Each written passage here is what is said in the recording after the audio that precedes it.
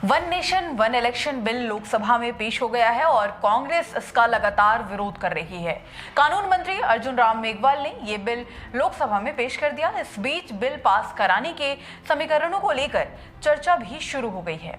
India गठबंधन के कई दलों ने इस बिल को लेकर विरोध जताया। जहां एक तरफ बीजेपी और उसके सहयोगी दलों ने इस बिल का समर्थन किया, तो वहीं कांग्रेस, समाजवादी पार्टी और शिवसेना यानी कि यूबीटी सहित कई विपक्षी दलों ने इसका विरोध भी जताया है। कुल 32 पार्टियों ने एक राष्ट्र एक चुनाव कदम का समर्थन किया, तो वहीं 15 दूसरी पार्टी जो है वो इसका विरोध जताते हुए नजर आई। जगन मोहन रेड्डी की वाईएसआरसीपी ने भी इस विधेयक का समर्थन करने की बात कही है, जो कि निर्णायक भूमिका भी निभा सकते हैं। लोकसभा की बात करें तो यहाँ फिलहाल 542 सांसद हैं। सरकार को इस बिल को पास कराने के लिए एनडीए के सांसदों के साथ साथ इस वाईएसआरसीपी, बीजू जनता दल और एआईएडीएमके के सांसदों के समर्थन की भी जरूरत पड़ सकती है। भाजपा ने वन नेशन वन इलेक्शन को लोकतंत्र को मजबूती देने वाला कदम बताया, तो वहीं कांग्रेस ने इसका विरोध करते हुए इसे लोकतांत्रिक मूल्यों के खिलाफ बता दिया है। कांग्रेस अध्यक्ष मल्लिकार्जुन खड़गे की बात करें तो उनका कहना है कि लोकतंत्र में चुनाव की आवश्यकता समय के साथ बदलती रहती है। इसे एक साथ समेटना व्यवहारिक नहीं है, ऐसा मल्लिकार्जुन खड़गे कहते हैं। ऐसे में सरकार के लिए इस विधेयक को पेश करने के में काफी परेशानियों का सामना करना पड़ सकता है। चलिए अब आपको विस्तार से बताते हैं कि ये बिल कैसे लागू होगा और इसमें कितना समय लग सकता है। इस विधेयक को पेश होने और मंजूरी मिलने के बाद इसे लागू करने के लिए सबसे पहले संवैधानिक संशोधन की जरूरत है।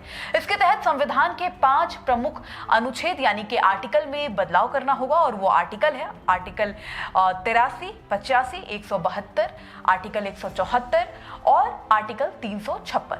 संविधान के ये अनुच्छेद यानी कि आर्टिकल लोकसभा और विधानसभाओं के कार्यकाल को भंग करने के अधिकार और राष्ट्रपति शासन से संबंधित है। ये सारे अनुच्छेद जो है वो राष्ट्रपति शासन और संविधान को भंग करने से रिलेटेबल है। अगर इस विधेयक को कानून बनने के बाद लगने वाले समय की बात करें तो इसे बिना किसी बदलाव के भी पारित होने पर पूरी तरह लागू होने में तकरीबन 10 साल का वक्त लग सकता है, यानी कि एक लंबा समय।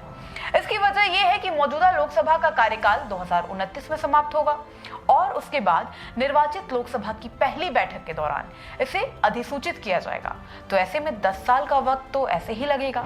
चुनाव आयोग के अनुसार एक साथ एक चुनाव कराने के लिए आवश्यक ईवीएम और अन्य संसाधनों की व्यवस्था में कम से कम 3 साल लगेंगे। तो पहला 10 साल और चुनाव आयोग का कहना है कि उन्हें सारी चीजों को एकत्रित करने में, व्यवस्था करने में 3 साल का समय।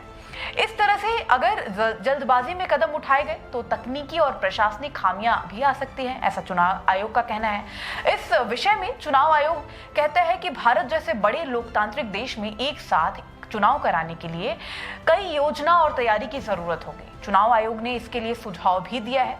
जल्दबाजी में वन नेशन वन इलेक्शन को लागू करना संभव नहीं होगा। ईवीएम के निर्माण कंपनियों को इस प्रोसेस के लिए बड़ी मात्रा में उत्पादन करने की क्षमता विकसित करनी होगी, जो कि फिलहाल सीमित है। तो आपका क्या कहना है वन नेशन वन इलेक्शन को लेकर? क्या ये देश में लागू होना चाहिए, और अगर लागू होता है तो इससे जनता को किस तरह का फायदा हो सकता है? आप हमें कमेंट करके बता सकते हैं। साथ ही चैनल को लाइक, शेयर और सब्सक्राइब करना बिल्कुल ना भूलें।